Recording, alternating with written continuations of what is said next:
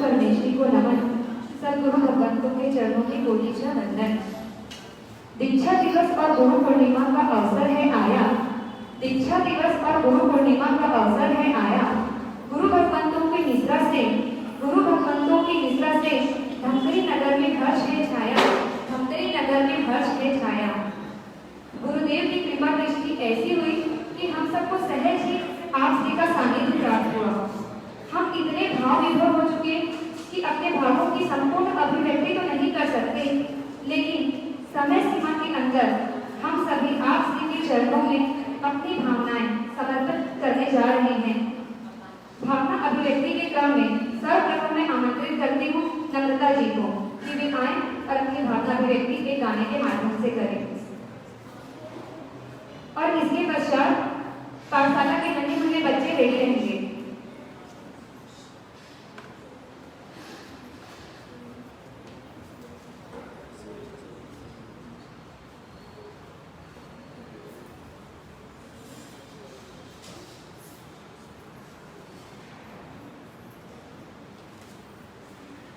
परमेश्वरी के चरणों में कोटि कोटि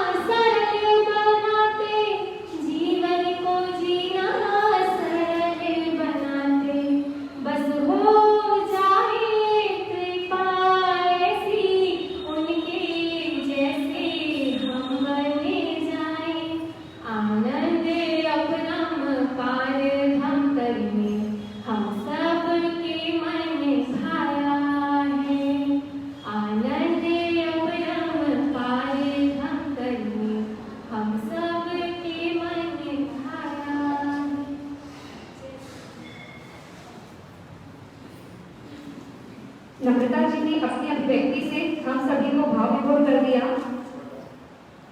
इसके पश्चात हमारे नन्हे मुन्ने बच्चे पाठशाला में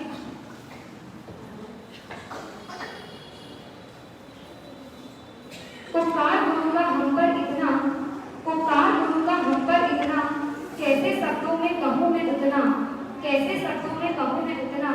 गुरु की महिमा क्या हम गाएं, गुरु की महिमा हम क्या गाएं। प्रभु के मार्ग को जिनसे पाएं, प्रभु के मार्ग को जिनसे पाएं।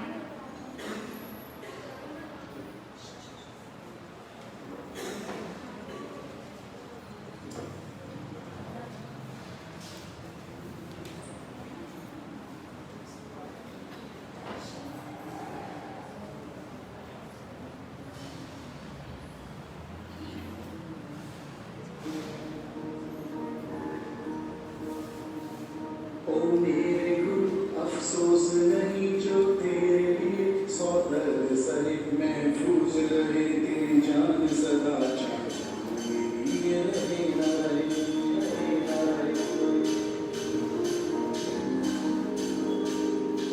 ओ मेरे गुरु सब कुछ मेरी नस नस में रंग पाए पाए फीका ना पड़े ये धर्म मेरा जिस्मों से निकल के खून कहे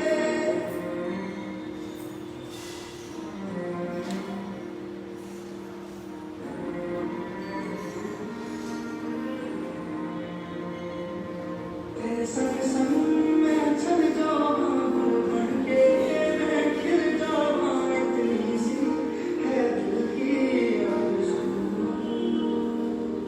तेरे दर्दों को सह जाऊं तेरे पैरों में बिछ जाऊं इतनी सी है दिल की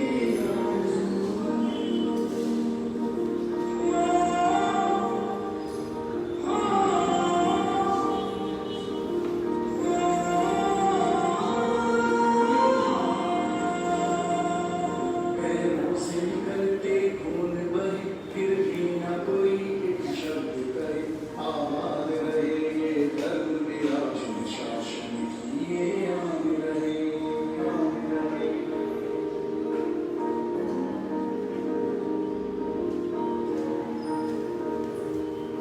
गुरुवर में मुझ पे उपकार किया था कुर्बान हो गए बेवजह वो जैन धर्म का सितारा था तेरे संग संग मैं चल जाऊं गुल बन के मैं खिल जाऊं इतनी सी है दिल की आरज़ू तेरे दर्दों को सह जाऊं तेरे पैरों में बिछ जाऊं इतनी सी है दिल की आरज़ू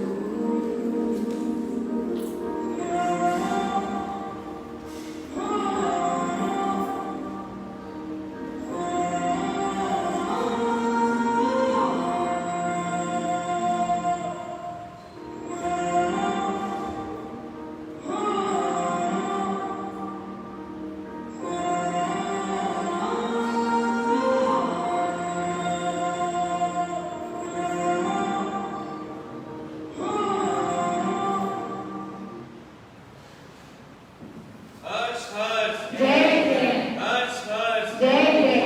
मदरसा के लिए बच्चों ने कहा है कि हम भी साथ में चलेंगे। दीक्षा दिवस पर और गुरु पूर्णिमा पर बच्चों की मांग रहेगी। बहुत ही सुंदर प्रस्तुति बच्चों के द्वारा। अब भावना अभिव्यक्ति के क्रम में मैं गुणगान करने के लिए आमंत्रित कर रही हूँ राजनाथगांव श्री संघ के ऊर्जावान अध्यक्ष श्री नरेश जी काकलिया को। धमनी श्री संघ उनका स्वागत करते हैं।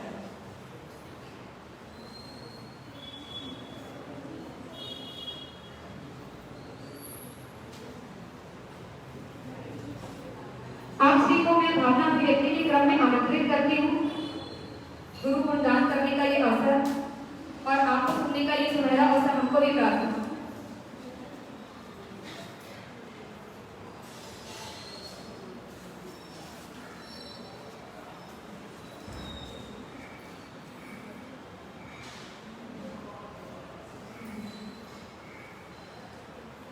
चौबीस तीर्थंकर परमात्मा के चरणों में कोटि सौ वंदन।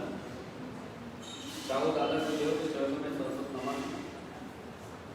अत्याधिक गाथा स्मरणी अध्यात्म योगी परम पूज्य महेश सागर जी महाराज साहब के चरणों में कोटि सौ वंदन। युवा मनीषी और समुद्र से जिनके अंदर ज्ञान की गहराई है पूज्य मनीष सागर जी महाराज साहब के चरणों में कोटि कोटि वंदन। उपस्थित सभी साधु भक्तों को सादर वंदन। सभी धर्म प्रेमी बंधुओं को जय जय। आज बहुत विशेष दिन है, गुरु पूर्णिमा का दिन, और उस पे महेश सागर जी मनीष सागर जी जैसे सदगुरु का उपलब्ध होना, ये धमतरी मिशन के लिए तो विशेष सौभाग्य की बात है। ये पूरे देश के जैन समाज के लिए ये एक गौरव है कि जैन समाज में जिनको हम सदगुरु कह सकते हैं, ऐसे गुरु हमारे पास हैं। एक छोटी सी बात कहना चाहता हूं। जैन भगवत विहार कर रहे थे, विहार करते करते शाम हो गई थी। एक सेठ जी पहुंचे और सेठ जी ने निवेदन किया कि भगवान 2 किलोमीटर में मेरा फार्म हाउस है, आज रात्रि यही विश्राम कर लीजिए। महाराज साहब ने पूछा कि वहां क्या व्यवस्था है। उन्होंने कहा बड़े बड़े कमरे बने हुए हैं। संत ने पूछा कि वहां बरामदा है क्या कमरे के साथ में? बोले है। तो बोले चलिए हम वहीं उठाएंगे। जब महाराज साहब वहां पहुंचे और सेठ जी ने बताया कि यहाँ 500 एकड़ का मेरा फार्म हाउस है और इसके आगे जिधर आप बढ़ा रहे हैं उधर लेफ्ट साइड में बहुत बड़ी फैक्ट्री है जो लगभग 350 करोड़ रुपए की है, वो भी मेरी बताया कि धर्म ही पूरे समय में काम आता है और इंसान की भी नेकी पूरे समय काम आती है। ये जो हर कदम पे हमको मार्गदर्शन देने का काम ये सदगुरु ही कर सकते हैं। गुरु की महिमा में न जाने कितने संतों ने साधुओं ने क्या क्या व्याख्या नहीं की है कि यदि समुद्र को शाही बनाई जाए और पेड़ों को कलम बनाई जाए तो भी गुरु की महिमा नहीं कही जा सकती। सचमुच में गुरु की महिमा अनंत है और उसके ऐसे गुरु का मिलना एक बहुत बड़ा सौभाग्य है सारे समाज का। आज के गुरु पूर्णिमा के दिन मैं परम पूज्य गुरु भगवंतों के चरणों में अंतः मन से वंदन करता हूँ और 2 लाइन ये कहना चाहता हूँ कि 3 भवन 14 लोक में गुरु से बड़ा न कोई, करता करे न कर सके गुरु कैसे होए। गुरु के करने से हर चीज संभव है। हर प्रेरणा गुरु के माध्यम से ही हमको कलयुग में मिलती है। इसलिए आज के दिन में पुनः गुरु भगवंतों के चरणों में वंदन करते हुए मंत्री समाज ने जो सम्मान दिया, बोलने का अवसर दिया, उसको गुरु के चरणों में समर्पित करते हुए अपने वाणी को विराम देता हूँ। ओम शांति, जय जिनेन्द्र।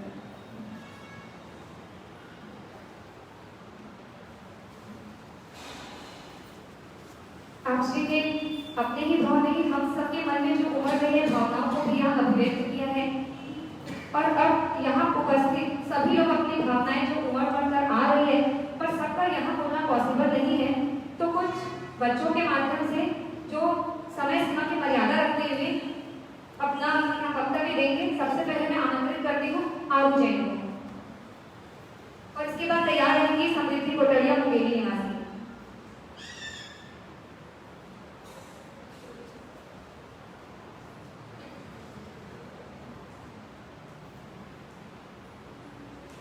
भगवान महावीर स्वामी के चरणों में मेरा वंदन, साधु दादा गुरुदेव के चरणों में मेरा नमन, अत्र विराजित साधु भगवंतों को मेरा कोटि कोटि नमन।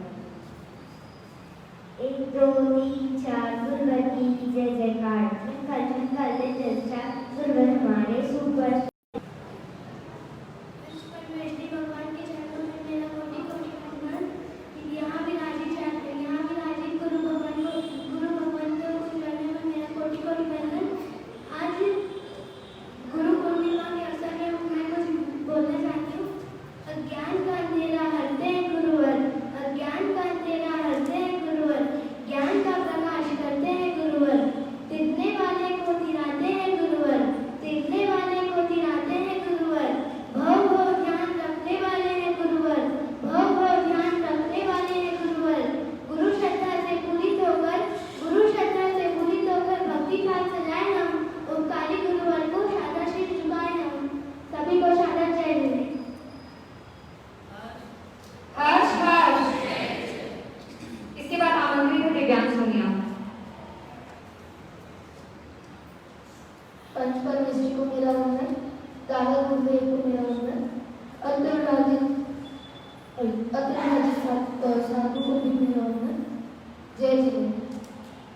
माँ की आंचल में हुआ सवेरा, माँ की आंचल में हुआ सवेरा, आपने किया जीवन में उजेला, आपने किया जीवन माँ ने मुझे संस्कार दिया, माँ ने मुझे संस्कार दिया, तो आपने मुझे धर्म का उपहार दिया, तो आपने मुझे धर्म का उपहार दिया।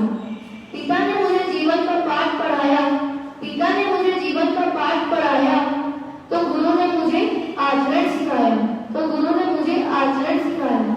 माँ की आंचल में हुआ सवेरा, माँ की आंचल में हुआ सवेरा, आपने किया जीवन में उजेला, आपने किया जीवन में उजेला।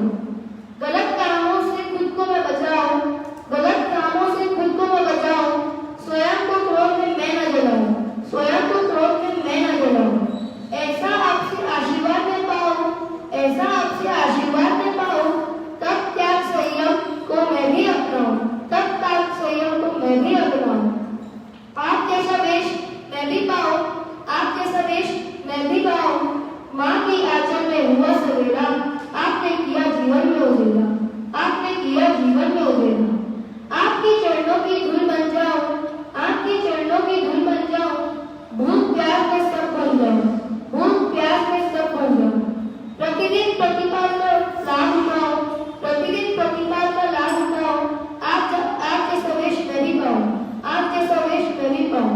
माँ की आंचल में हुआ सवेरा, गुरु और आपने किया जीवन में उजेला, आपने किया जीवन में उजेला। बच्चों की भावनाओं की अभिव्यक्ति को देखकर ऐसा लग रहा है कि 5 महीने के बिहार के समय जाते समय बढ़ जाएंगे। बच्चों को भी जाना है मदरसे के साथ। इसके बाद मैं आमंत्रित कर रही हूँ श्री 5 विचक्षण पूजा मंडल को, जो यहाँ आए और अपनी अभिव्यक्ति एक गाने के माध्यम से रख रहे हैं। पुनः दीक्षा दिवस की बधाई एक गीत के माध्यम से।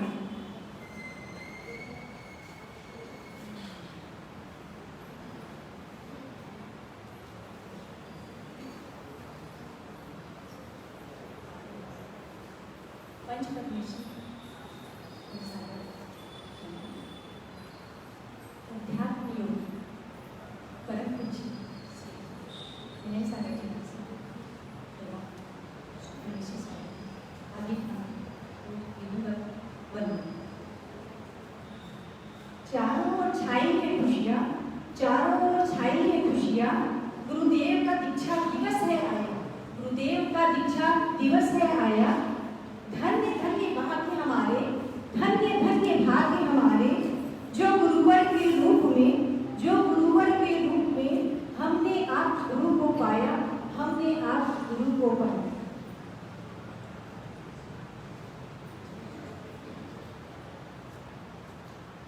आई है शुभ घड़ियां, जमिले की गाए मंगलाचार, हाँ गाए मंगलाचार।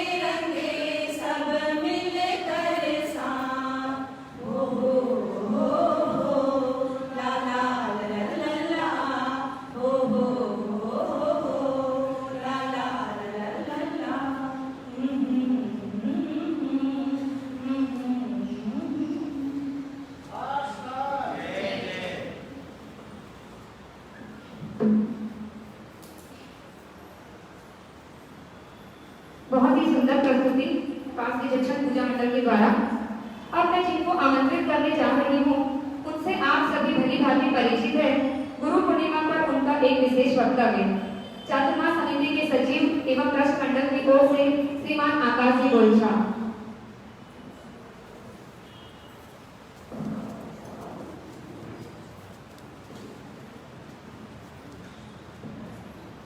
अपना उद्बोधन प्रारंभ करूं उसके पूर्व चातुर्मास समिति के अध्यक्ष का एक संदेश और महत्वपूर्ण संदेश आपके समक्ष में रख रहा हूं। ऐसी उम्मीद है इसका पालन आप हम सभी करेंगे। आप हम सभी अपनी चरण पादुकाएं घर पर ही रखकर आए, क्योंकि बाहर जो चरण पादुकाएं इकट्ठी है उससे शासन का ध्यान आकृष्ट होता है और हो सकता है आने वाले समय में उस चप्पल जूतों की संख्या को देखकर शासन की ओर से हमें संकट न खड़ा हो जाए। इसलिए मेरा निवेदन चातुर्मास समिति की ओर से नहीं होगा, कृपया हम अपनी चरण पादुकाएं घर पर छोड़कर ही आए। 4 लाइनों से मैं आज के इस अवसर पर अपनी बात प्रारंभ कर रहा हूं। जिन्हें देता है हर व्यक्ति सम्मान, जिन्हें देता है हर व्यक्ति सम्मान, जो करता है वीरों का निर्माण, जो करता है वीरों का निर्माण, जो बनाता है इंसानों को इंसान, ऐसे उच्च गुरु भगवंतों को मेरा सादर प्रणाम, सादर प्रणाम, सादर प्रणाम। धर्मजनों, 7 वर्षों के पश्चात पुनः धर्मवीर स्टेशन को यह स्वर्णिम अवसर प्राप्त हुआ। परम पूज्य आध्यात्म योगी श्री महेंद्र सागर जी महाराज साहब, श्री युवा मनीषी श्री मनीष सागर महाराज साहब का आदि थाना दस के साथ पावन सानिध्य प्राप्त हुआ। आज मुझे विशेषकर गुरु पूर्णिमा पर बोलने के लिए आमंत्रित किया गया है। मैं चातुर्मास समिति श्री जैन सुकांबर मूर्ति पूजक संघ एवं चातुर्मास व्यवस्था समिति की ओर से आप सभी गुरु भगवंतों को गुरु पूर्णिमा के अवसर पर सब वंदन, नमन, अभिनंदन करते हुए आपको बहुत बहुत बधाई प्रेषित करता हूं। और आज का यह क्षण बहुत ही गौरवशाली क्षण है, क्योंकि पूज्य गुरु भगवान चातुर्मास काल में यहाँ विराजित है। गुरु पूर्णिमा को हम उन्हें बधाई भी दे रहे हैं, लेकिन साथ ही साथ हमारे गुरु भगवान परम पूज्य महेंद्र सागर जी महाराज साहब एवं परम पूज्य श्री मनीष सागर जी महाराज साहब का आज दीक्षा दिवस भी है। 19 वर्ष की संयम यात्रा पूर्ण कर 20वें वर्ष पर प्रवेश, वह भी धर्म नगरी धमतरी की पावन धरा पर, ये हमारे लिए गौरव का क्षण है। इस अवसर पर मैं सभी की ओर से आपके सुनहरे संयम जीवन की मंगल कामना करता हूं। विशेष जैसा कि संचालिका महोदय ने बताया, विशेष उद्बोधन तो मैं गुरु भगवंतों की आज्ञा से आपका जीवन दर्शन निश्चित रूप से हमारे लिए प्रेरणास्पद है। कुछ बातें आपके जीवन की मैं इस मंच के माध्यम से रखने की अनुमति चाहता हूं। जैसा कि मुझे ज्ञात हुआ, जिज्ञासा थी, मैंने पूछा और मुझे ज्ञात हुआ, परम पूज्य महाराज साहब इस प्लेटफॉर्म पर कैसे आए,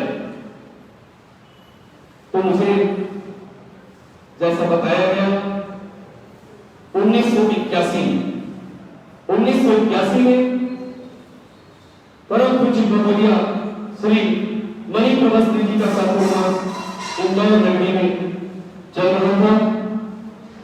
पूज्य गुरु भगवान सांसारिक अवधि में प्रवचन स्थल पर जाया करते थे। विशेषकर वह दिन जब भाव परिवर्तन हुआ, पूज्य गुरु भगवान प्रवचन स्थल के बाहर अपनी वाहन पर बैठकर सुन रहे थे और अचानक एक शब्द उनके कानों में पूज्य गुरुवर्या मणि प्रभस्त्री जी के मुखार ध्वनि से वह शब्द सम्यक दर्शन, ठीक है, सम्यक दर्शन, वह शब्द उनके कानों में आया परिवर्तन की बात चल पड़ी। दीक्षा के पूर्व 2001 में दीक्षा हुई। दीक्षा के पूर्व गुरु भवन को आघात भी लगा, परंतु ऐसी स्थिति में उन्होंने अस्पताल जाना जरूरी न समझते हुए ऐसा कहा, मुझे तीर्थ क्षेत्र में ले जाए, जो भी है मेरा तीर्थ क्षेत्र में नहीं होगा। लेकिन ठीक है, आप बहुत पुण्यशाली हैं, लेकिन परिवार के जो सदस्य होते हैं उन्होंने अपना कर्तव्य निभाया। आपका बाईपास हुआ, बाईपास के पास बातचीत होगा, जितना भी करें तो अधिक कम है, मैं बहुत साइड में ले रहा हूँ। ऐसी स्थिति में तो ऐसी स्थिति में आपने 4 या 5 माह पश्चात की दीक्षा के राह को चुना। जब हम अपने स्वास्थ्य को लेकर गंभीर होते हैं, पूज्य गुरुदेव हम सभी के लिए गंभीर थे और उन्होंने दीक्षा अंगीकार की। दीक्षा के बारे में आपको बताया जा चुका है। दादा गुरुदेव के समक्ष परम पूज्य गुरुदेव नहीं कमल जी को साक्षी मानकर आपने दीक्षा ली और ज्यादा इसे रिपीट नहीं करता।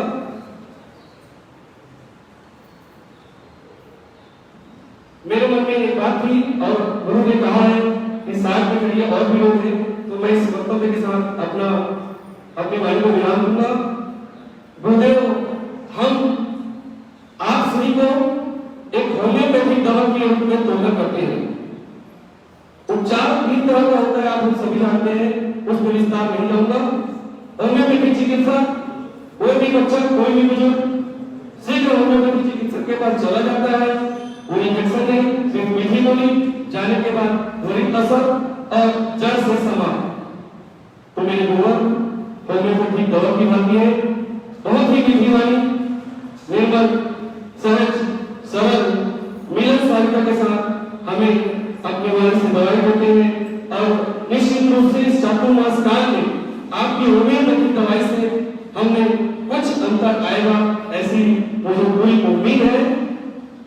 कृपा दृष्टि गुरु की हुई, धमतरी हुआ विकार, जिन रत्नों से पाएंगे रत्नों का। आपने बोले का बहुत शुक्रिया, बहुत बहुत धन्यवाद। जय जय जय।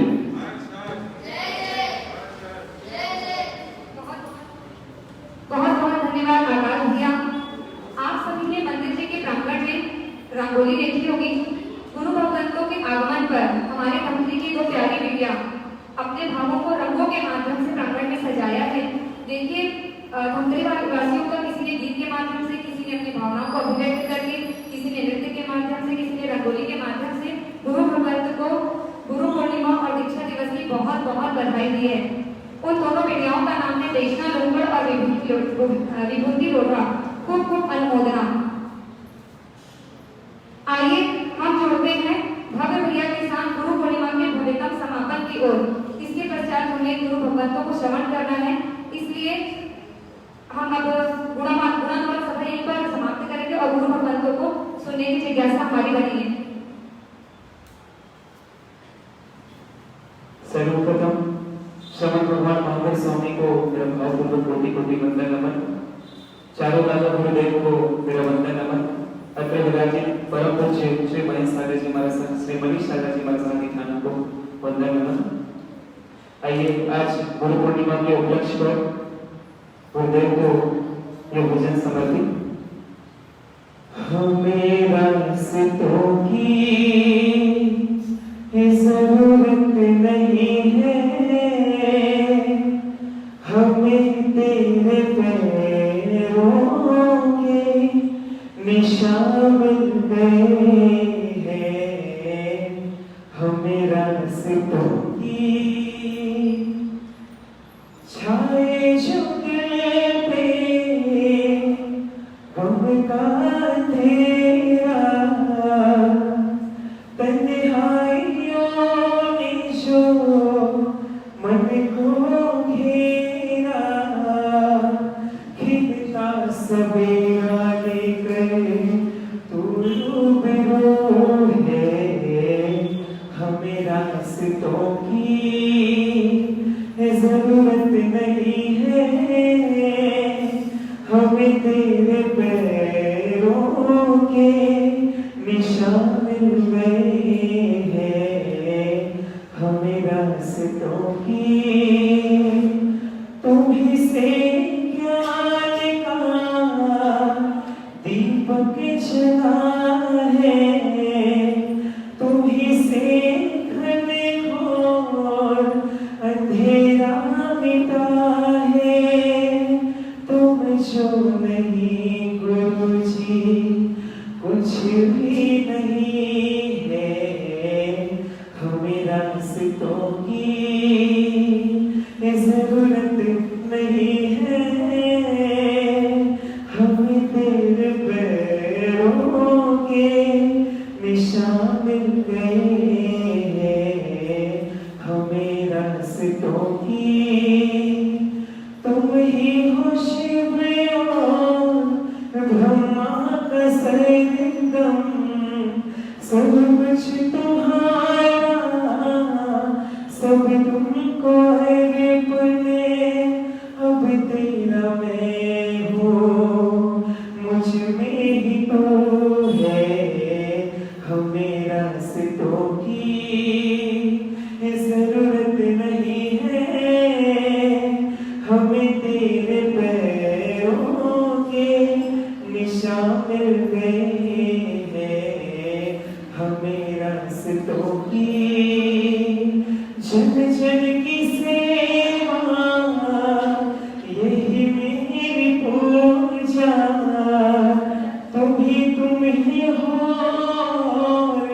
ना कोई दूजा, तुम्हीं से है सब कुछ मेरा ये जीवन, हमें रास्तों की जरूरत नहीं है, गुरुवर के पैरों के निशान मिल गए हैं, हमें रास्तों की।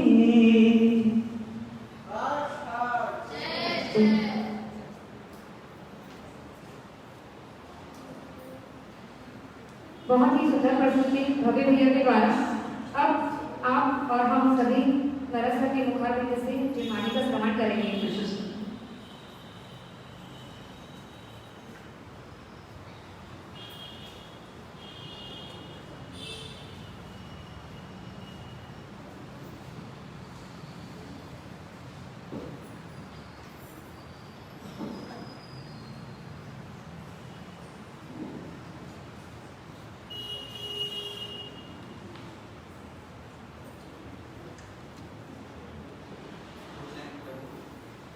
पार्श्वनाथ भगवान के चरणों में कोटि कोटि वंदन, गुरु गौतम स्वामी जी महाराज के चरणों में कोटि कोटि वंदन, प्रत्यक्ष प्रभावी चारों दादा साहब के चरणों में कोटि कोटि वंदन।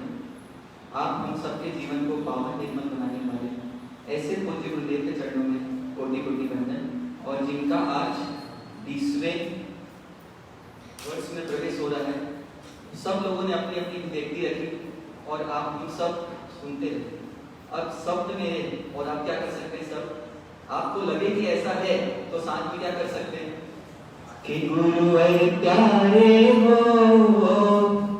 सबके दुलारे हो, कि गुरुवर प्यारे हो, सबके दुलारे हो, गाए अनुमोदना गीत, कि गुरुवर प्यारे हो, सबके दुलारे हो,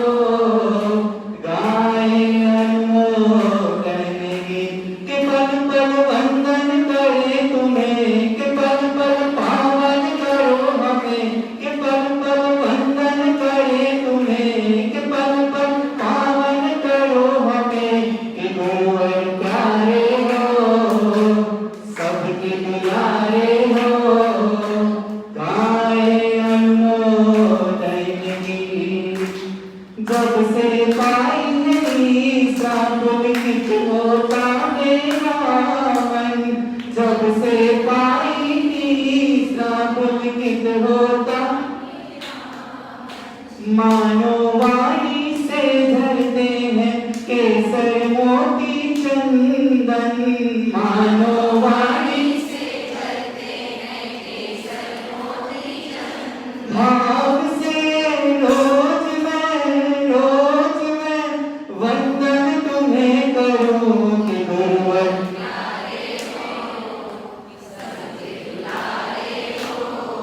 आए अनुमोदन लगे कि पल पल पावन करो हमें कि पल पल पावन करो हमें कि पल पल वंदन करे तुम्हें कि पल पल वंदन करे तुम्हें कि गुरुवर प्यारे हो सबके दुलारे हो आए अनुमोदन लगे अमरावती दीक्षा पाई दादा गुरु के चरणों में अमरावती दीक्षा पाई दादा गुरु के चरणों में जीवन धन्य बनाया उन राहों पे चल के जीवन धन्य बनाया उन राहों पे चल के भाव से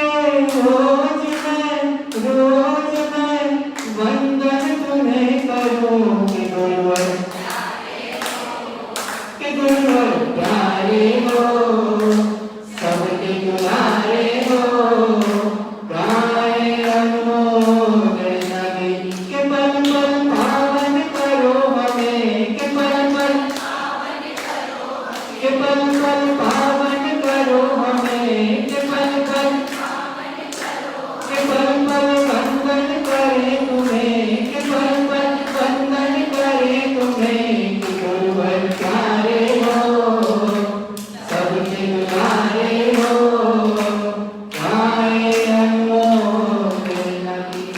आज इस गुरु पूर्णिमा के दिन पर आप हम सब गुरु महाराज के जीवन को देखते हुए कुछ ना कुछ संकल्प अवश्य लें और हमारा जीवन भी इनके जैसा बन सके ऐसे भाव रखें। इन्हीं बातों के साथ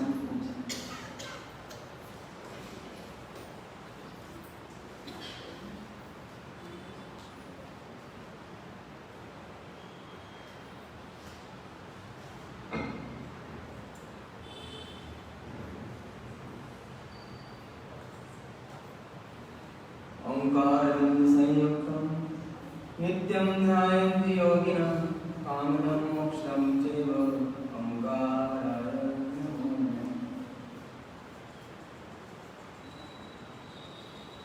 पाठ पर विराजित परम श्रद्धेय गुरु महाराज के चरणों पर प्रणाम।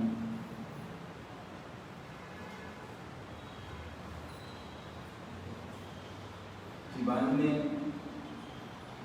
ऐसी शक्ति तो नहीं है, न ऐसी योग्यता है कि आज के दिन के लिए कुछ शब्द निकले, क्योंकि वाणी से कहना तो बहुत आसान है, हृदय से कहना बहुत कठिन है। वाणी से अनुमोदना काफी कर सकता हूँ, अच्छे अच्छे शब्दों का चुनाव कर सकता हूँ, अच्छे अच्छे श्लोक बोल सकता हूँ, लेकिन आप बंद करूंगा और दिल से पूछूंगा कि जो तूने बोला तो तेरे दिल में भी है क्या, तो अंदर निकालेगा नहीं। इसलिए बड़ी बड़ी बातें कहना बड़ा आसान है, लेकिन जीवन में वास्तव में गुरु को, जैसा कि मास्टर ने सुबह बोला, हृदय में बसा पाना। अभी पूरे हॉल में अगर कोई सच्चा गुरु और सच्चा शिष्य है, तो जिनको हम गुरु भी बोले और शिष्य भी बोले, कितनी अच्छी बात कही कि मास्टर ने सुबह बोला कि सबके हृदय में गुरु तो बसते हैं, लेकिन गुरु के हृदय में जो बसे वो सच्चा शिष्य।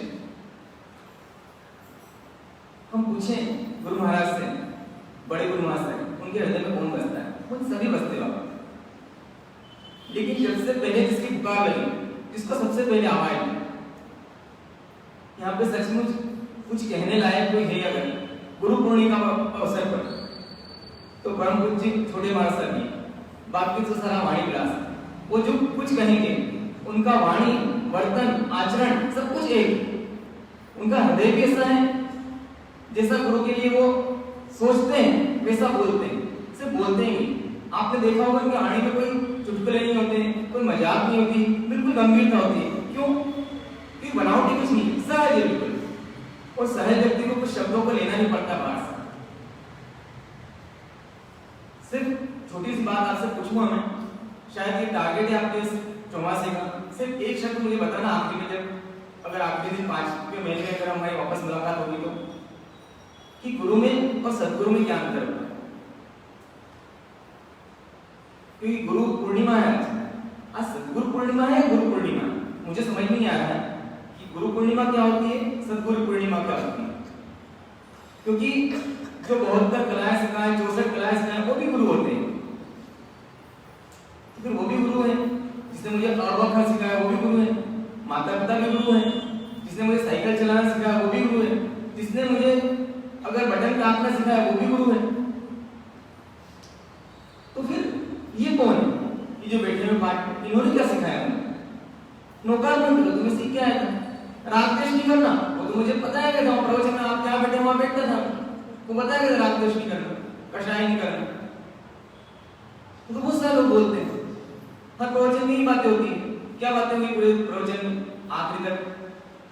हम शरीर नहीं आत्मा है, कषाय नहीं करना चाहिए, क्रोध मान लो, राग द्वेष नहीं करना चाहिए, पूरे चौमासा सार हो।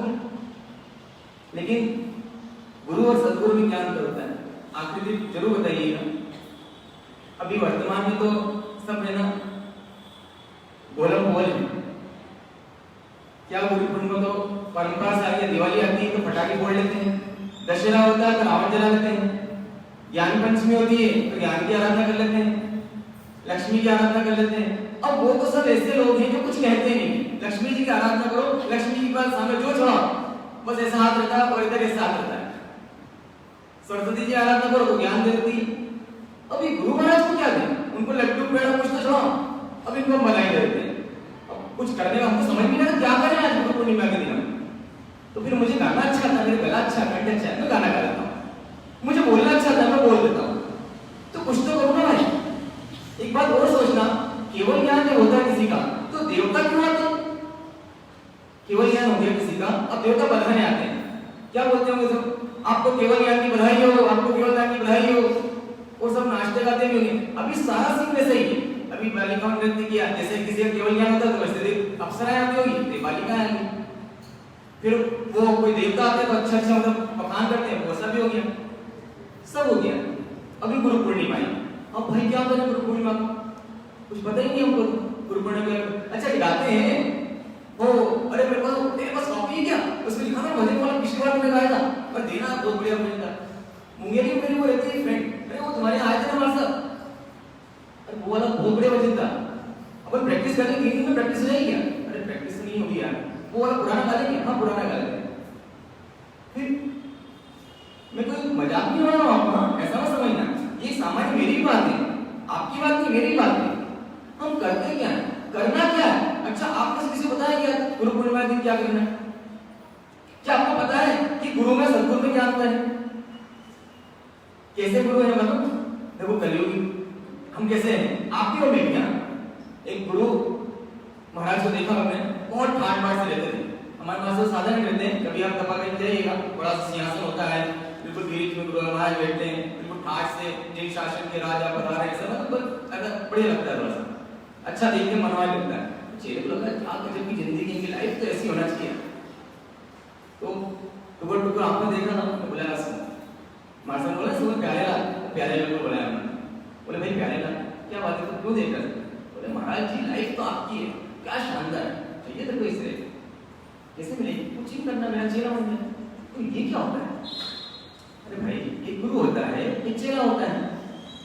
चेले को क्या करना पड़ता है? कुछ नहीं, गुरु महाराज जो बोले वो करना पड़ता है। पानी लाके दे दिया, कुर्सी लाके दे दी, थोड़ा सा काम कर दिया, जो बोलो वो कर दिया ना। वो गुरु क्या करता है? वो आदेश देता है। तो गुरु महाराज ऐसा कर सकते हैं क्या कि मैं गुरु बन जाऊं, आप चेला बन जाओ? भाई ऐसा नहीं होता है। देखो पहले चेला बनने पड़ेगा, फिर थोड़े साल में क्या है, जब अच्छा सेल्फ डिपेंड हो जाएगा, फिर मेरे को छोड़ के चला जाना। वो कहीं भी 2-4 चेले बना लेना। मैंने भी ऐसे ही किया था। अच्छा ठीक है, तो ले ली उसने दीक्षा। अब बोले अब लोग आएंगे विरोध को आता जाते नहीं, वो पूछें क्या क्यों दीक्षा ली, क्या करा क्या नहीं करा, कुछ नहीं, एक ही बात बोलना, कोई आए तो क्यों दीक्षा ली, बोलना मोक्ष जाने के लिए दीक्षा ली। आप लोग क्यों आए यहाँ पे, प्रवचन क्यों सुनना आपको, मोक्ष जाने के लिए, बस ऐसा बोल देना।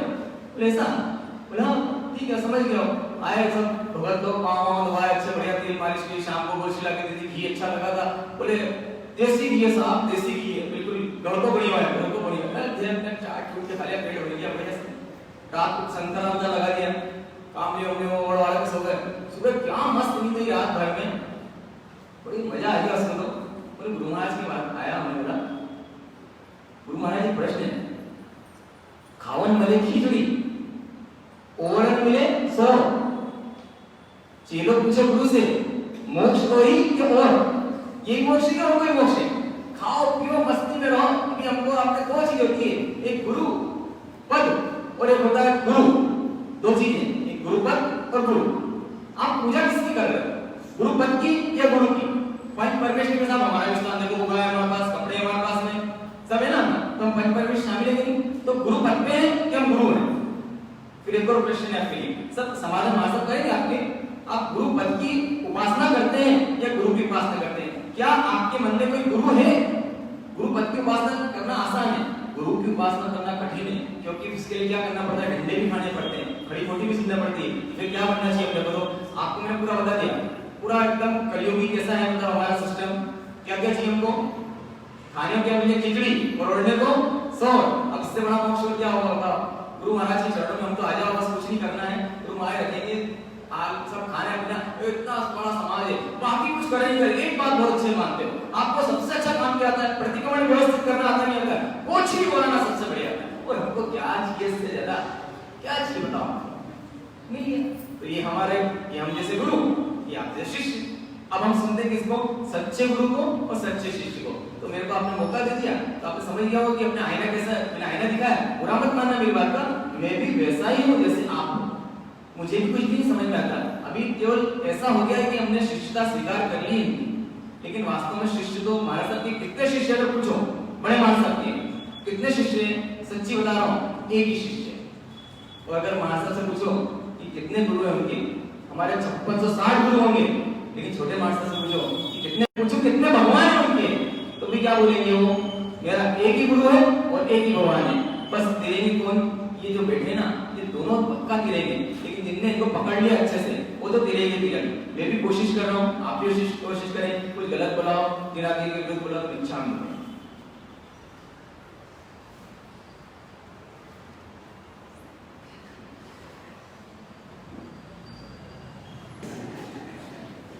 गुरु चैनल को मार्केटिंग करवाना तो ऐसा सेल्समैन चाहिए अच्छा।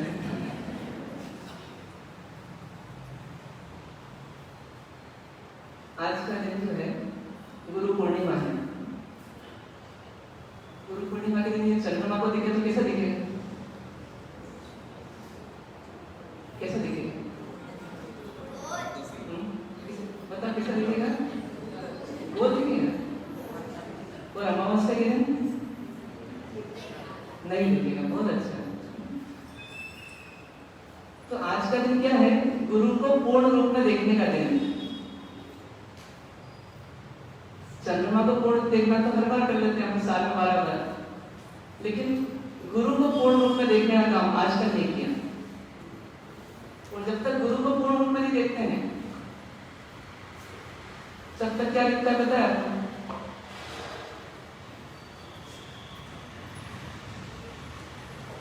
साड़ी में 5 मीटर की साड़ी है, उसमें सब कुछ अच्छा है, बस एक छेद है छोटा सा।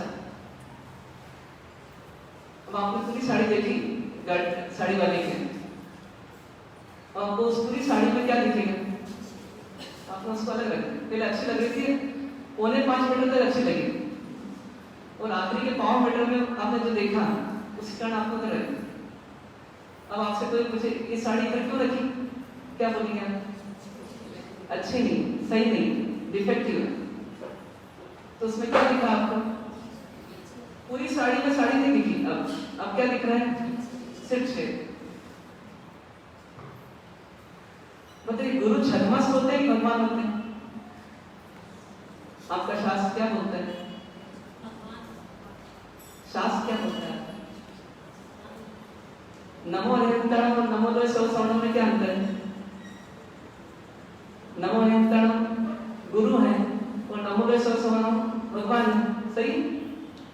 गलत? सही क्या है? नमो निरंतरम जो भगवान है और नमो द्वय सवसवर्णम क्या है? गुरु है। बस क्या लिखा आपको गुरु में? क्या लिखा गुरु में? ये भगवान नहीं है, ये लिखा ना। अरिहंत तो भगवान है, सिद्ध भी क्या है? भगवान है। आचार्य उपाध्याय साधु क्या है? गुरु है। गुरु मतलब कौन? जो भगवान नहीं। एक परिभाषा ये है, एक देखने का दृष्टिकोण ये है। पर आज की गुरु पूर्णिमा में क्या संदेश दे रही कि गुरु को अधूरा तो हमेशा देखना, अब गुरु को कैसा देखना? गुरु को पूर्ण देखना, गुरु को पूर्ण देखना। आपको 5 मीटर की साड़ी में इतना छेद दिखा,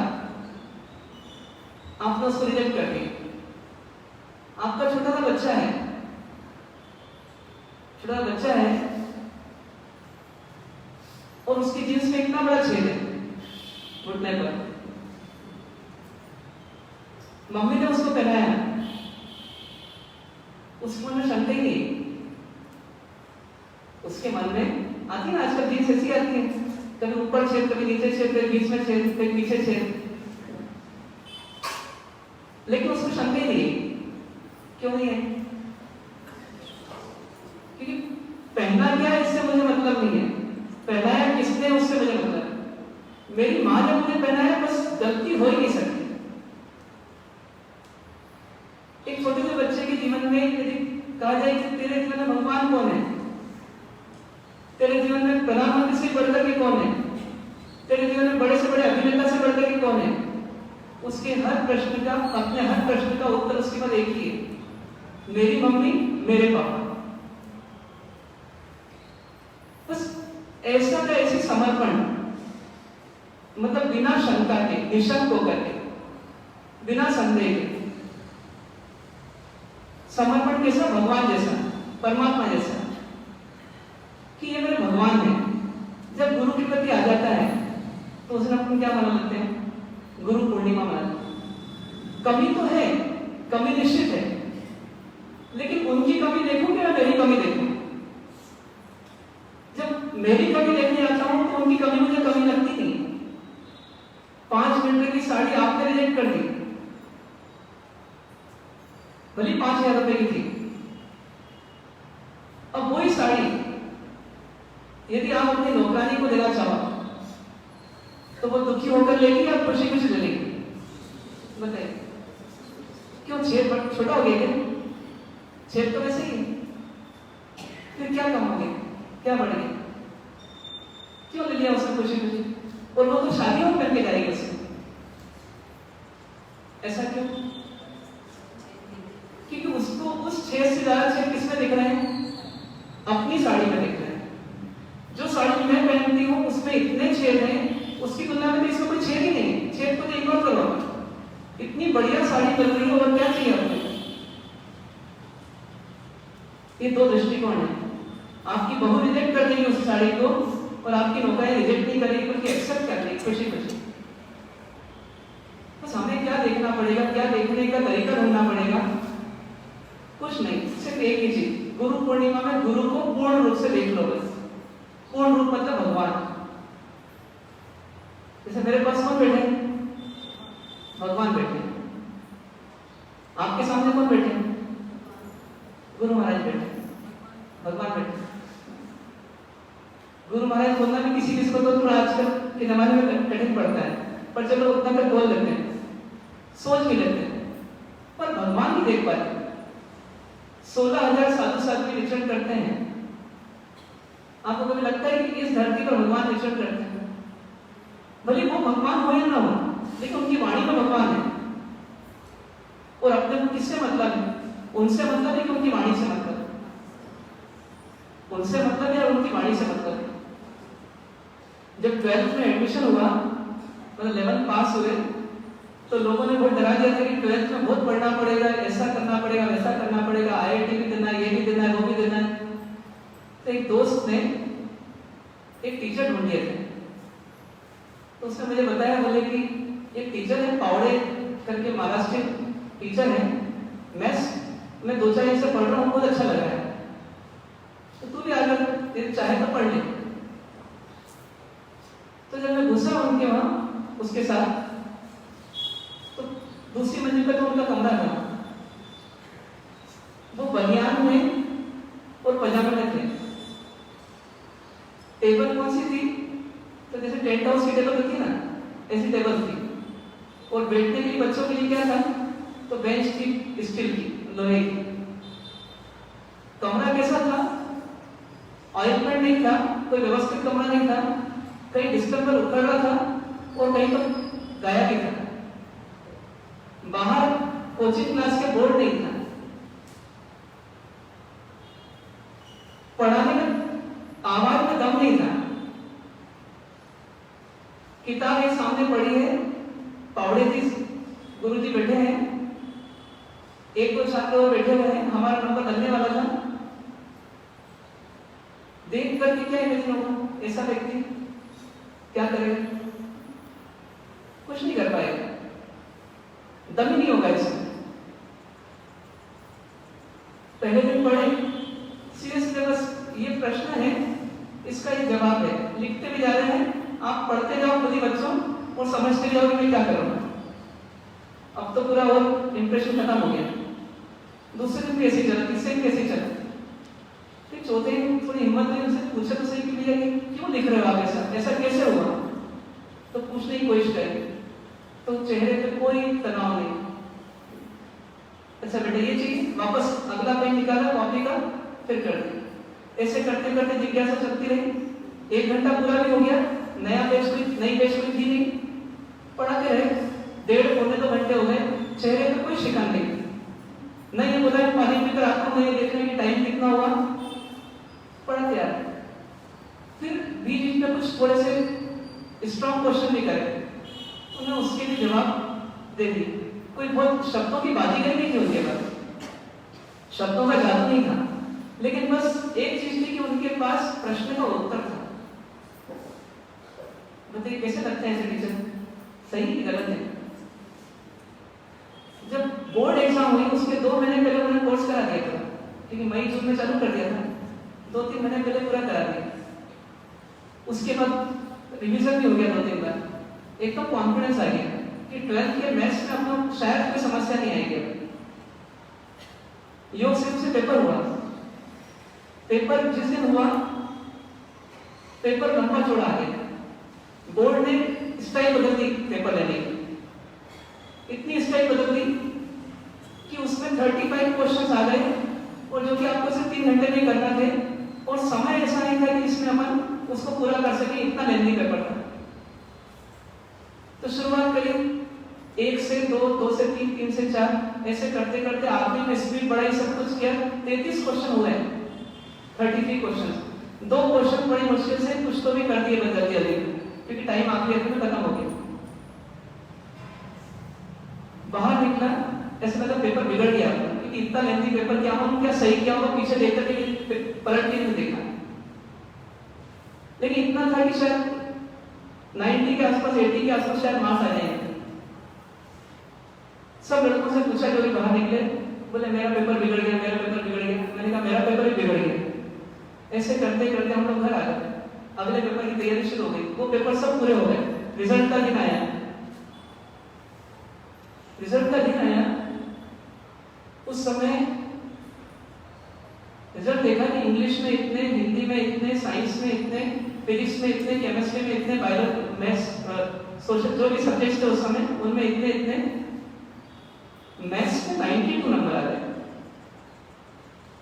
एकदम चेहरा किसका दिखा, किसका चेहरा दिखना जी, पावड़े जी। फिर दूसरों के नंबर पे देखे तो आश्चर्य हुआ, किसी को 42, 44 से ज्यादा नहीं है जो बेंच थी हमारी। फिर वापस वही दिखे, कौन, पावड़े जी। वो रहते गुरु नहीं है, गुरु और गुरु में क्या अंतर है? जिसमें गुरु हो उसका कोई गुरु नहीं बन सकता, और जिसका गुरु चला जाए उसको कौन मिल जाता है? उसको गुरु बहुत जल्दी मिल जाता है। उनमें कभी गुरु नहीं देखा, इसलिए वो क्या बन चुके थे? एक गुरु बन चुके थे। और सबसे धन्यवाद देने की भावना हुई, चरण स्पर्श करने की भावना हुई। उम्र में बहुत अधिक बड़े नहीं थे, लेकिन चरण स्पर्श करने की भावना हुई तो पावड़े जी को लेकर गए। जिस दोस्त ने उनको मिला था उसको भी धन्यवाद देने की भावना हुई। लेकिन मुझे सिर्फ एक ही बात कहनी है यहाँ पर अभी, कि यदि जो मैं पहले का चित्रण कर रहा था उनका, न शक्ल में दम था, न आवाज में दम था, न कमरे में दम था, न पहनावे में दम था, एक बिल्कुल साधारण सा कमजोर सा व्यक्ति जो बैंक में भी सर्विस करता था और सुबह शाम बच्चों को पढ़ाता था, और पहली बार जिंदगी में ट्यूशन की थी उस समय, और उसको ही सबसे पहले देखा। यदि उस बाहरी रूप से मैं उससे मिलता तो शायद मैं उस तक नहीं पहुंच पाता, और जो बाद में मिला तो मैं उन तक पहुंच गया। और शायद जब मेरा रिजल्ट उनको मिला होगा तो सबसे ज्यादा उनको खुशी शायद मुझसे भी ज्यादा उनको हुई होगी कि नहीं हुई होगी? क्यों? क्योंकि ये कौन है? ये मेरा छात्र है, ये मेरा शिष्य है। तो सोचिए, सब रिश्ते मजबूत बनते हैं, एक गुरु और शिष्य का रिश्ता कमजोर रह जाता है। क्यों कमजोर रह जाता है? क्यों कमजोर रह जाता है? बता सकते हैं? क्योंकि गुरु को हम भगवान नहीं देखते। जिस दिन आप गुरु को भगवान देखोगे उस दिन आपका गुणस्मरण बढ़ जाएगा, ये निश्चित। पर देखना भगवान ही पड़ेगा। यदि वो क्रोध करते हैं तो भगवान क्रोध कर रहे हैं। आपको याद है महाभारत का उद्देश्य था कि कृष्ण ने प्रतिज्ञा की थी कि मैं शस्त्र हाथ में नहीं लूंगा, अस्त्र हाथ में नहीं लूंगा। और जब भीष्म पितामह को दुर्योधन ने बार बार उपलब्ध दिया कि आप सेनापति मेरी सेना के हो, और लग ऐसा रहा है कि शायद आप पांडवों की ओर से लड़ रहे हो। 10 दिन हो गए आज तक आपने किसी को मारा नहीं, 9 दिन हो गए आपने आज तक किसी को मारा नहीं, तो आप किसके लिए लड़ रहे हो? लाना क्या आपको? तो उस समय भीष्म पितामह ने निर्णय लिया कि कल मैं अपनी शक्ति का पूरा उपयोग करूंगा। और जब उपयोग किया तो अर्जुन भी उस समय निरुत्तर हो गए। जब अर्जुन निरुत्तर होने लगे तो उसमें क्रोध आ गया। किसको क्रोध आया? कृष्ण को क्रोध आ गया। और जब कृष्ण को क्रोध आया तो वो उनका रूप जब देखा, रुद्र रूप, तो भीष्म पितामह ने जैसे उनको देखा तो जो बर्बरता उनके अंदर छाई हुई थी, जो भयंकरता उनके जीवन में दिख रही थी भीष्म पितामह के आज भीषण रूप, वो भीषण रूप शांत हो गया और हाथ जोड़कर खड़े हो गए। क्योंकि रणभूमि पर मेरा गुरु कौन? तो कृष्ण। रणभूमि पर भी सबको भूल सकता हूं मैं, लेकिन किसको नहीं भूल सकता? मैं अपने गुरु को नहीं भूल सकता। और पूर्ण अस्त्र शस्त्र नीचे रख के हाथ जोड़ लिए। क्यों? क्योंकि वो कृष्ण में किसको देख रहे थे? कृष्ण में भगवान को देख रहे थे। तो जरूरी नहीं कि हमको श्रीमंत स्वामी मिले, और जरूरी नहीं कि मैं सिर्फ महाराज साहब के लिए बोल रहा हूँ, या मेरे लिए बोल रहा हूँ, या किसी और के लिए बोल रहा हूँ, किसी पर्टिकुलर व्यक्ति के लिए नहीं बोल रहा हूँ। लेकिन मैं एक जीवन जीने की कला बता रहा हूँ आपको, कि भले ये शास्त्रीय दृष्टि से गलत बात होगी, भले गुरु और भगवान अलग चीज है, देव तत्व अलग है, गुरु तत्व अलग है, लेकिन ये निश्चित है कि आचरण के धरातल पर जब हमें आगे बढ़ना हो तो हमें भगवान में 1% भी कम करके हमने गुरु को देखा तो हम वास्तव में गुरु से नहीं मिल सकते। हमको तो गुरु और भगवान का एकाकार करना होगा। ये दो तत्व नहीं रखना होगा कि देव अलग और गुरु अलग, अरिहंत अलग और साधु अलग। वास्तव हमको इनको एक करना होगा। मीरा से पूछा जाए कि कृष्ण कौन थे, इंसान थे कि पशु थे? इंसान थे। फिर पूछा जाए मीरा से कि बताओ इंसान थे कि भगवान थे? भगवान थे। क्यों? अभी तो बोले इंसान है, अभी बोल रहे भगवान, दोनों सत्य है। इंसान भी है लेकिन भगवान भी है। तो मुझे भी गुरु और भगवान में अंतर नहीं करना। यदि मैं साथ में जी रहा हूँ महाराज साहब के, वो महाराज साहब ऊपर बैठे हैं और मुझे ये लग रहा है कि मैं भगवान के संवत्सरण में हूँ, मैं भगवान के निकट हूँ, मैं भगवान की आज्ञा में हूँ, भगवान मेरे मालिक हैं, भगवान की आज्ञा मुझे जीना है, तो बताइए मेरी राह को कौन भ्रष्ट कर सकता है? जब जब मैं भगवान को छोड़ता हूँ, भगवान की आज्ञा को ठुकराता हूँ, तब तक मैं नीचे गिरता हूँ। और मैं मेरे भगवान को नहीं छोड़ूं तो मुझे दुनिया की कोई ताकत, दुनिया का कोई मैग्नेट मेरे को खींच नहीं सकता आपकी ओर, और मेरी कोई ताकत दुनिया की मुझे नीचे गिरा नहीं सकती। एक और उदाहरण है, छोटा सा, एक और थोड़ा सा ऐड करता हूं मैं। एक नाटक था, वो नाटक ही था लेकिन सच्चाई को दिखाने वाला था। एक लड़का था, उसके पिताजी जो थे वो ट्रक ड्राइवर थे। वो लड़का जो था वो बचपन से लाड़ प्यार में पला बड़ा, पिताजी मेहनत करते रहे और वो गुंडागिर्दी और ये बदमाशी सब सीख गया। तो जगह जगह उसके झगड़े होते रहते और कंप्लेंट उसके घर पर आती रहती। बेचारा ट्रक ड्राइवर ट्रक चलाए कि बच्चे को संभाले। एक दिन उसको बहुत गुस्सा आया, जब पड़ोसी आया, इसने ऐसा कर दिया, उसने वैसा कर दिया। उसको गुस्सा आया, उसने डंडा लिया, उसकी खूब पिटाई की। आज वो बदमाश क्या हो गया पिताजी के सामने, बिल्कुल बच्चा हो गया। मार मार कर उसका बिल्कुल कचरा बन गया। आखिरी में उसको खड़ा किया, बोले पिताजी माफ कर दो, माफ कर दो, आज के बाद नहीं करूंगा। बोले ले आज प्रतिज्ञा, आज प्रतिज्ञा ले। क्या प्रतिज्ञा लो? बोले आज के बाद तो किसी पर हाथ नहीं उठाएगा, आज के बाद किसी पर हाथ नहीं उठाएगा। बोले जो बोलो मंजूर है, मैं प्रतिज्ञा करता हूं कि आज के बाद किसी पर हाथ नहीं उठाऊंगा। अब योग से योग कैसा बना कि पहले उसकी गुंडागिर्दी के कारण से बहुत सारे दुश्मन उसके बन चुके थे। और एक दिन वो जा रहा था, जाते जाते उसने देखा कि किसी लड़की के साथ कोई गलत काम हो रहा है। उसने उसको बचाने के लिए उन गुंडों को दूर किया और उस लड़की को बचा लिया।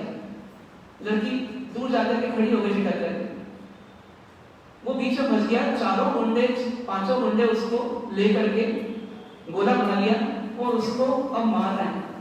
एक बार तो उसका हाथ उठा, लेकिन जैसे ही उठा उसको याद आ गया, क्या प्रतिज्ञा की है, मैं किसी पर हाथ नहीं उठाऊंगा। जब हाथ नहीं उठा सकता मैं, लेकिन लड़की को बचाना था, बचा लिया, अब मेरा काम हो गया। अब मुझे डंडे पड़े चलेगा, लेकिन मैं डंडा नहीं मारूंगा, मैं किसी पर हाथ नहीं उठाऊंगा। और उसने क्या किया, एक के बाद एक फुटबॉल की तरह उसको मार पड़ती रही। पढ़ते पढ़ते पढ़ते पढ़ते आखिरी में लहूलुहान हो गया और जमीन पर गिर गया। इतने में एक गाड़ी वहां पर से निकली, हाईवे था, इसकी गाड़ी होगी, ट्रक ड्राइवर की। पिताजी देखा कि कुछ झगड़े हो रहे हैं, तो भैया हटो हटो हटो, सब हट जाओ हट जाओ, ऐसा करते करते वो निकट आ गया गाड़ी रोककर। जब निकट आया तो उसने जैसे ही जो गिरा हुआ था उसको पलटा, और जैसे ही पलटा तो उसने देखा तो मेरा बेटा है। बोले क्यों, तुमने वापस झगड़ा कर लिया? बोले नहीं, झगड़ा नहीं किया पिताजी, मैंने बस आपकी बात को माना और किसी की बात को नहीं माना। बोले क्यों, क्या हो गया? बोले वो लड़की देखो सामने, वो लड़की भी आ गई। बोले ये मेरे लिए फरिश्ता है, इसने मुझे बचाया है, लेकिन आज इसकी सुताई इतनी हो रही है कि इसको छोड़ेंगे नहीं लोग, आप बचा लीजिए। बोले क्या बात करते हो, ये गुंडा ये तुझको बचाएगा? बोले हाँ, मेरे को बचाएगा। बोले बेटा खड़े हो जाओ। ढीला ढाला एकदम कमजोर, खड़ा नहीं हुआ जा रहा उसने उसका सिर ऊपर किया। बोले देख मेरी तरफ देख, छोड़ना मत इनको, इनमें से किसी को छोड़ना मत, सबको पूरा बता देना। उसने पिताजी आप क्या बोल रहे हो, आपने क्यों प्रतिज्ञा करेंगे? बोले आज मैं तुझे आदेश दे रहा हूं। और जैसे उसने आदेश दिया तो उस नाटिका का इस प्रकार से अंत हुआ कि उस व्यक्ति ने, जो कि वास्तव में अपनी गंदगी को छोड़ चुका था, लेकिन जिसने आज्ञा दी थी, उस आज्ञा को पलटने के बाद पिताजी की आज्ञा को उसने वापस पूरा किया और जो जो गुंडे थे उन सबको भी ठीक किया। ये एक कथा है बस। ये कथा क्या बता रही है कि जीवन कैसा हो, संकल्प और समात्मा से जुड़ा हुआ जीवन हो। पिताजी को हम सब देखते हो, लेकिन पिताजी को भगवान का देखते हैं। माता जी को रोज देखते हैं, माता जी को भगवान का देखते हैं।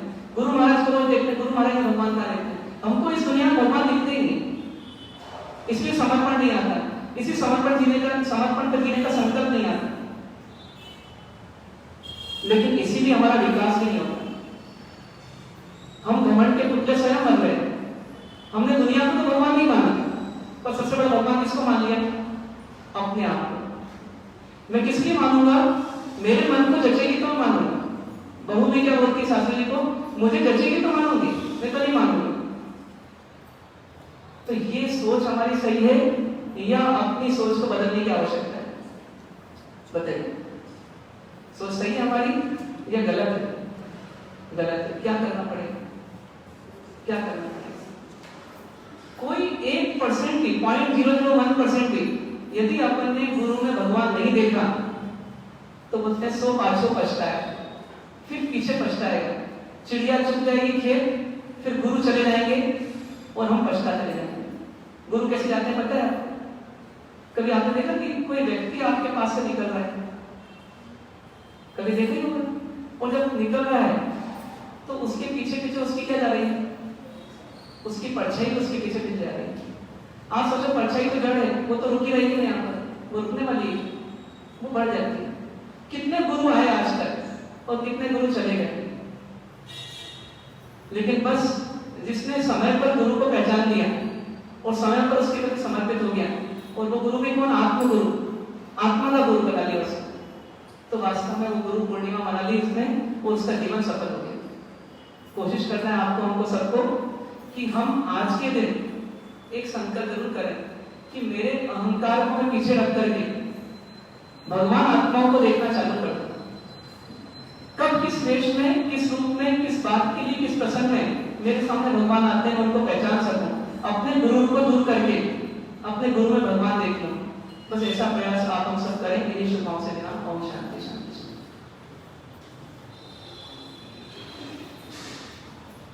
दीक्षा दिवस की शुभ बेला में देते आज बधाई। दीक्षा दिवस की शुभ बेला में देते आज बधाई। अनुमोदन के भावों से है मन में खुशियाँ छाई। संयम जीवन की जय हो, संयम जीवन की जय हो। दीक्षा दिवस की शुभ बेला में देते आज बधाई। अनुमोदन के भावों से मन में खुशियाँ छाई। संयम जीवन की जय हो, संयम जीवन की जय हो। गंगा जल सा पावन जीवन चंदन सी शीतलता। गंगा जल सा पावन जीवन चंदन सी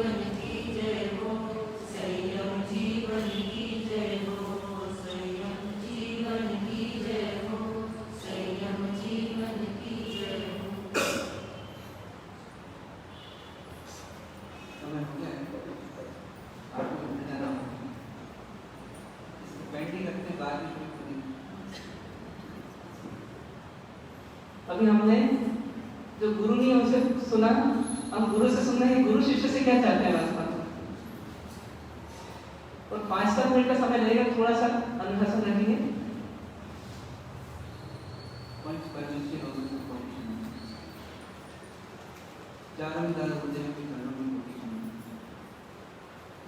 वर्तमान के सभी गुरु के चरणों में कोटि यह विराजी साथी साथी महाराज सभी भव्य श्रावण एक चीज क्लियर करना कि आपने मेरा गुरु मान लिया, ये भ्रम हो गया। क्योंकि जब मैं निकला था घर से तो मैं किसी और को गुरु मान चुका था और इस विचार से निकला था कि साधना कर लिखते हैं इनकी निष्ठा में, इनके सहयोग से हम साधना करते हैं। ऐसा कोई भाव नहीं था कि इन सबको दीक्षित करना है या ऐसा करना है, और आज कोई ऐसा भाव नहीं है कि एक तरह शिष्य बनाना है, कुछ करना है। पर घटना चक्र इस प्रकार से चलता रहा, समझ में नहीं आया कैसे घूमता रहा गाड़ी, और ये सब परिवार बढ़ गया। कई बार हम कहते हैं कि यार एक परिवार को छोड़ा तुमने और कितने सारे परिवार को बढ़ा दिया तुमने। बात बिल्कुल सही है। आज भी मैं ऐसा महसूस नहीं करता मैं गुरु हूँ,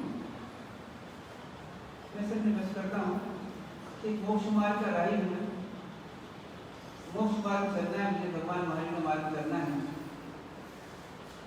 और इसमें उपकारी जो थे मेरे विचक्षण श्री महाराज साहब और उनका परिवार मणिभाई महाराज साहब आदि, जब संपर्क हुआ उनसे तो विचक्षण महाराज साहब देखने नहीं आया, पर जो घटनाएं सुनी तो भावात्मक रूप से उनके जुड़े और कुछ सालों में बात हुई। ऐसी भावना हुई कि अपने को इस मार्ग होना चाहिए, इससे अपना कल्याण होगा। जीवन को समझने का मौका मिला, जीवन को जानने का मौका मिला और जीवन को जीने का मौका मिले, ऐसी भावना के साथ घर से निकले। ना हमें किसी को गुरु बनाना था और न किसी को बनना था, हमें सिर्फ साधना करने से अपनी जो भगवान ने बताया उस मार्ग को जाना, उस जानने के बाद उस मार्ग पर जीना और जी करके आगे भगवान के मार्ग पर जाना। इस लक्ष्य से, इस उद्देश्य से आगे बढ़े। मार्ग में जो लोग आते गए उनको मार्ग बताते गए कि रास्ता है, जीवन जीने का ये भी एक रास्ता है और ये भी एक रास्ता है। दोनों रास्ते आपके सामने हैं। एक संसार बढ़ाने का रास्ता है, एक संसार घटाने का रास्ता है, एक दुखी होने का रास्ता है और एक सुखी होने का रास्ता है, सुखी होने का मार्ग है। जिसको सुखी होने का मार्ग में चलना है भगवान के मार्ग में चलो, और दुखी होना है तो संसार में मार्ग में चलो। इतनी सलाह जरूर देते रहे सबको, और उस सलाह के बल पर ये इनके विचार से खुद ही आए, ऐसा नहीं पकड़ के इनको बिठा दिया कि बैठ जाओ। और अभी फ्री है, ये स्वतंत्र है कि जिस मार्ग में जाना चाहे उस मार्ग जा सकते हैं। जिससे आपको स्वतंत्र है ना, अभी कहाँ जाएंगे, घर जाएंगे, स्वतंत्र है बिल्कुल। पर स्वतंत्रता होना चाहिए, ये बात सही है, पर स्वतंत्रता नहीं होना चाहिए। स्वतंत्रता मतलब क्या है, अपने मन से जीने की आदत। होता है जैसे मास्टर ने बताया, व्यक्ति सब कुछ छोड़ देता है। इसे पूछेंगे, ये बोलेंगे हमने माता पिता को छोड़ दिया, घर को छोड़ दिया, परिवार को छोड़ दिया, पैसे को छोड़ दिया, पद को छोड़ दिया, प्रतिष्ठा को छोड़ दिया, सब कुछ छोड़ दिया। आप बता रहे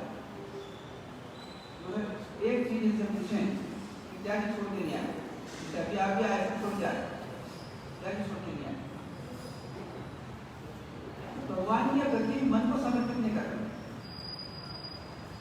जब तक मन को समर्पित भगवान के प्रति नहीं करेंगे तब तक सही मार्गदर्शन नहीं मिलेगा, मुझे मार्ग नहीं मिलेगा, वो रास्ते में अड़ जाता है। तो वास्तव में गुरु परम गुरु वही है, परमात्मा, जिन्होंने हमें मार्ग प्रकार से जीवन जीना, कैसे जीना, जीवन जीने की कला क्या हो सकती है, व्यवहार में जीवन जीना कैसे जीना, और आत्मा के लिए प्रयत्न करना तो कैसे करना, और दोनों का बैलेंस कैसे करना, व्यवहार भी अच्छा हो जाए और हमारी आत्मा निर्मल हो जाए और एक दिन हमें भगवान मिल जाए। जैसे महाराज ने कहा, गुरु व्यवहार में आचरण में गलत हो सकते हैं, समझते हैं, पर मार्ग को बताते हैं जो भगवान ने बताया। इसलिए मार्ग को जानने के लिए उनको हमें परमात्मा देखना, क्योंकि मार्ग को बताया परमात्मा का मार्ग है, ऐसी आस्था करना और उस मार्ग को करना। तो मैं किसी का गुरु नहीं हूँ कि मान के मेरे घर तोड़ दें, आप सबका सहयोगी हूँ, जिनको जो सहयोग चाहिए दे देता हूँ और ये जो लाते हैं खा लेता हूँ। इस प्रकार से जीवन चल रहा है और न कोई गुरु बनने की भावना है। सहयोग चाहिए, सहयोग दे देंगे, सहयोग चाहिए दे भी लेंगे और जीवन को भगवान के मार्ग पर समर्पित कर देंगे, ऐसी भावना अपनी करना है। तो इस अवसर पर इसे अचानक अवसर आया, गुरु पूर्णिमा की है, दीक्षा दिवस भी है, पर दीक्षा के कुछ साल निकल गए, 19 साल निकल गए और अब पता नहीं कितने साल बचे हैं। इन बचे हुए सालों में, बचे हुए वर्षों में जिस साधना में निकले तो साधना कर डालें, ये भावना बार होती है और इसी भावना को लेकर के संतरी भी आए, शांति रहेगी उस साधना में मौका मिलेगा। तो इस भावना से हम साधना करें और जी, और इन लोगों को सहयोग चाहिए, आपको सहयोग चाहिए, आपको सहयोग कर दें और ये 5 दिन हमारे अच्छे निकल जाए, इसी भावना करते हैं। तो इस प्रकार से हमारे परम गुरु कौन है? अरिहंत परमात्मा परम गुरु हैं।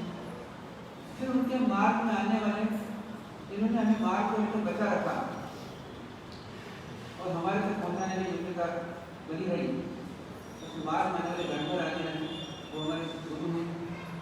उनके मार्ग में आने वाले आचार्य, उपाध्याय, साधु जितने भी आए, वो सब हमारे गुरु हैं और उन सबका अनुसरण करके, अनुसरण करके और उनके मार्ग में आगे बढ़ते जाएं और अपने तन मन धन सबको समर्पित कर दें और जीवन को आगे विकसित करें और हम मोक्ष मार्ग से आगे बढ़ें।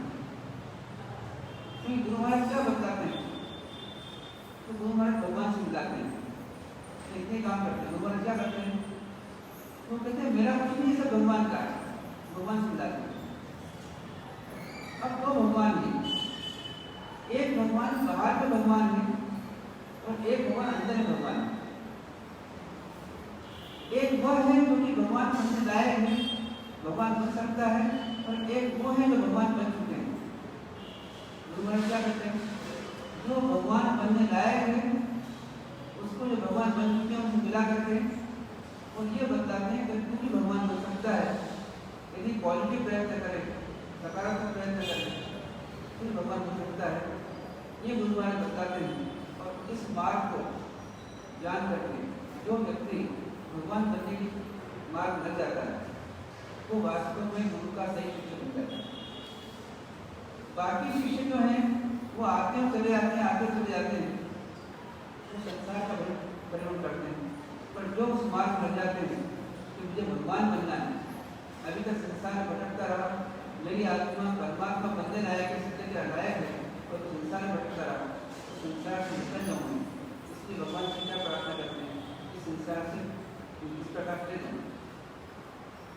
तो ऐसे गुरु का महत्व है जो हमें संसार से निकाल करके तो परमात्मा बनाने का मार्ग बता दे। बनना हमको खुद ही पड़ेगा पर मार्ग बता दे और उस मार्ग को हम चलें, पर छोड़ना क्या पड़ेगा? जो हमारे मन में मार्ग बसे हुए हैं, जो हमारे मन में तत्व बसे हुए हैं, उसको निकालना पड़ेगा और सदगुरु पर समर्पित होकर के और हमें अपने जीवन को बदलना पड़ेगा। तो ऐसा प्रयत्न आप भी करें, हम भी करें कि सदगुरु की वाणी को अपने जीवन में लाएं और अपने जीवन को परिवर्तन करके हम भगवान बनने की चेष्टा करें। यही हमारा संकल्प है। इस संकल्प बड़भागी वे लोग जिन्होंने सद्गुरु शरण लिया, दूर किया जग की माया को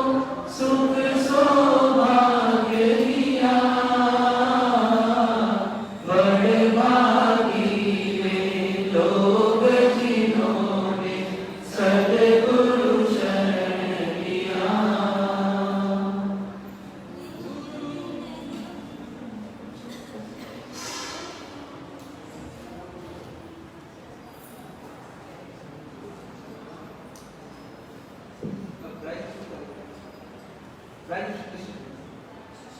डिस्ट्रीब्यूशन करते हैं। मूल नायक श्री पार्श्वनाथ भगवान के चरणों में भाव सहित वंदन, चारों दादा गुरुदेव के चरणों में भाव सहित वंदन, सभी आचार्य भगवंतों के चरणों में भाव सहित वंदन, अर्थ विराजी परम पूज्य महाराज साहब महेंद्र सागर जी महाराज के चरणों में भाव सहित वंदन, परम पूज्य मनीष सागर जी महाराज के चरणों में वंदना और सभी महाराज साहब को भाव सहित वंदन। बाहर से पधारे हुए अतिथियों का श्री जैन श्वेतांबर मूर्ति पूजक संघ एवं चातुर्मास व्यवस्था समिति हार्दिक स्वागत करती है और अभिनंदन करती है। बाहर से पधारे हुए अतिथियों के भोजन की व्यवस्था कुंदन भवन में रखी गई है, पधारकर अनुग्रहित करें। आज दादा गुरुदेव की पूजा इसी हॉल में दोपहर को 2 बजे रखी गई है, आप सभी अवश्य में पधारें। और प्रातः प्रतिक्रमण का सायंकाल प्रतिक्रमण का समय 6:15 बजे है, 6:15। आज दोपहर का स्वाध्याय नहीं होगा, आज पूजा है, पूजा में पधारें। शाम का स्वाध्याय भाइयों का शुरू हो जाएगा रात्रि 8 से 9। तो बहनें जरा ध्यान रखेंगे, भाइयों को नहीं बोला गया वैसे, परंतु आप लोग अपने संदेश को भाइयों तक पहुंचा दें कि रात्रि 8 से 9 भाइयों का स्वाध्याय इसी परिसर में होगा। ऐसा कुछ संकल्प करें या ऐसे कोई भाव करें जिससे कि आपको जीवन का विकास हो सके। जो धारणा सुधार लीजिए तो नियम देना है आपको, और ऐसा नियम है जिससे आपके जीवन का विकास हो सके। धारणा को माने अपनी तस्वीर ज्ञान पूजन करने के लिए क्रमबद्ध होकर आए और कल से सभी को मास्क लगाकर आना है और सैनिटाइजर से हाथ को स्वच्छ करके आएंगे और चरक पादों का लेकर कोशिश करें कि कोई नहीं आए। सामूहिक लोक वंदन।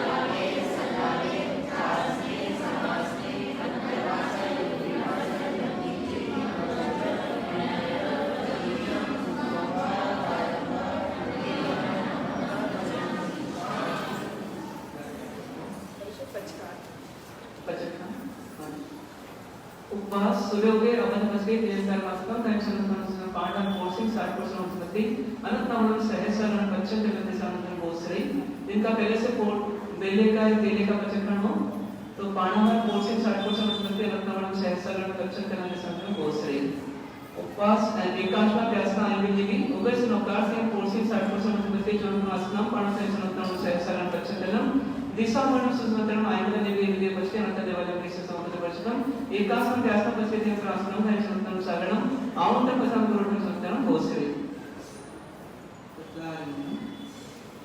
तत्तारि मुनिवर्यता मनुष्यता साहु मुनिते तमनु तत्तारि लोकसमाजंता लोकमसिद्धा लोकमसाहु लोकमदेवी मस्तमनु तत्तारि सर्वं पौर्णामि अनित्य सर्वं पौर्णामि सिद्धे सर्वं पौर्णामि साहु सर्वं पौर्णामि देवी मस्तमनु सर्वं पौर्णामि सर्वभूतन मनुष्य कल्याण कारण प्रधानम सर्वधर्मानं देवं जय ईश्वर बोलो जय शासन देव की जय। चरणबद्ध तरीके से ही बाहर की ओर प्रस्थान करें।